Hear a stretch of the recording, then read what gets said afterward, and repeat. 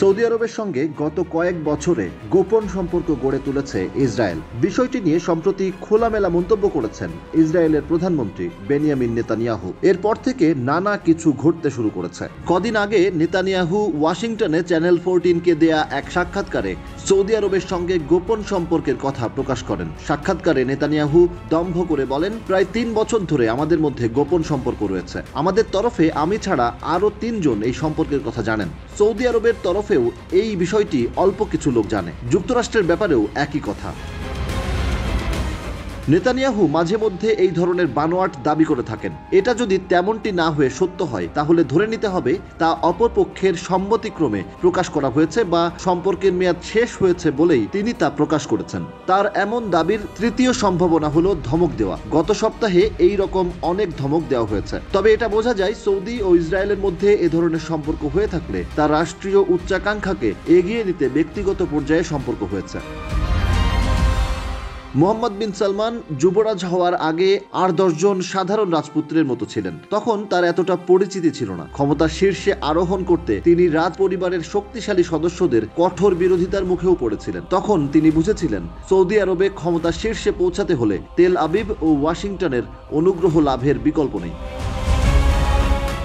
এই পরিস্থিতিতে যুবরাজ ঘোষিত হওয়ার পর মোহাম্মদ বিন সালমান ইসরায়েলের সঙ্গে খাতির বাড়িয়ে দেন। 2017 সালে তিনি গোপনে ইসরায়েল সফর করেন। যুক্তরাষ্ট্রের কট্টরপন্থী ইহুদিদের মতামতকে তোষামোদি করে স্বাধীন ফিলিস্তিন রাষ্ট্র প্রতিষ্ঠা নিয়ে তিনি অবজ্ঞাসূচক মন্তব্য করে সংবাদ মাধ্যমের শিরোনামও হয়েছিলেন। পরের বছর ফিলিস্তিনের প্রেসিডেন্ট মাহমুদ আব্বাসের নিন্দা জানিয়ে যুবরাজ বিন সালমান বলেছিলেন, ফিলিস্তিনের উচিত ইসরায়েলের সঙ্গে আলোচনায় বসা অথবা চুপ থাকা।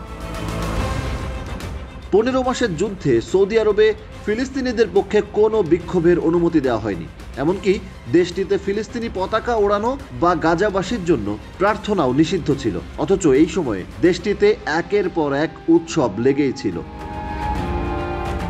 দীর্ঘ যুদ্ধে গাজায় হতাহতের সংখ্যা হু হু করে বেড়েছে।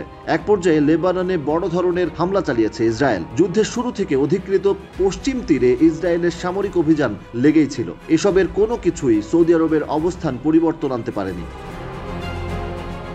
তবে যুবরাজ মোহাম্মদ বিন সালমান যুক্তরাষ্ট্রের নতুন প্রেসিডেন্ট ডোনাল্ড ট্রাম্পের হাতে ঘোরতরভাবে অপমানিত হতে রাজি ছিলেন না। ট্রাম্পকে জিজ্ঞাসা করা হয়েছিল তিনি প্রথম বিদেশ সফরে কোন দেশে যাবেন। উত্তরে তিনি বলেছিলেন সৌদি আরব, যদিও এজন্য যুক্তরাষ্ট্রের কোম্পানি ও প্রতিষ্ঠানের সঙ্গে $500 বিলিয়ন চুক্তির শর্ত জুড়ে দিয়েছিলেন তিনি। প্রেসিডেন্ট নির্বাচিত হওয়ার পর মোহাম্মদ বিন সালমানের পক্ষ থেকে ট্রাম্পের সঙ্গে ফোনে কথা বলার উদ্যোগ নেওয়া হয়। ফোনালাপে $600 বিলিয়ন চুক্তির প্রতিশ্রুতি দেন সৌদি যুবরাজ। কিন্তু পরবর্তী সময়ে সৌদি আরবের কাছ থেকে $1 ট্রিলিয়ন বিনিয়োগের আবদার করে বসেন ডোনাল্ড ট্রাম্প। সুইজারল্যান্ডের দাভোসে ওয়ার্ল্ড ইকোনমিক ফোরামে ট্রাম্প বলেন, আমরা তাদের সঙ্গে খুব ভালো ব্যবহার করেছি। এরপর গাজা ফিলিস্তিনি শূন্য করার পরিকল্পনা প্রকাশকালে ট্রাম্প বলেন, জঞ্জাল পরিষ্কারের অর্থ উপসাগরীয় দেশগুলোকেই বহন করতে হবে। এই কথা বলে তিনি মূলত সৌদি আরবের কথাই বুঝিয়েছেন। এটা রিয়াদকে বিশেষ বিরক্ত করেছে। ট্রাম্পের এই মন্তব্যের জবাব দিতে রিয়াদ সময় নিয়েছিল মাত্র 45 মিনিট। মন্তব্য করার ক্ষেত্রে তেমন একটা রাগঢাকও করেনি দেশটি। এক বিবৃতিতে রিয়াদ জানায়, পূর্ব জেরুজালেমকে রাজধানী করে স্বাধীন ফিলিস্তিন রাষ্ট্র প্রতিষ্ঠার জন্য নিরলস প্রচেষ্টা চালিয়ে যাওয়ার ব্যাপারে দৃঢ় প্রত্যয় ব্যক্ত করেছেন সৌদি আরবের বাদশা। দ্বিরাষ্ট্রভিত্তিক সমাধান ছাড়া ইসরায়েলের সঙ্গে সম্পর্ক স্থাপন করা হবে না। সৌদি আরব, যুক্তরাষ্ট্র এবং ইসরায়েলের এই ত্রিমুখী সম্পর্ক এখন দা কুমড়ো সম্পর্কে রূপ নিয়েছে, যা ভবিষ্যতে ওই অঞ্চলের উত্তেজনা আরও উস্কে দিতে পারে বলেই মনে করছেন বিশ্লেষকরা।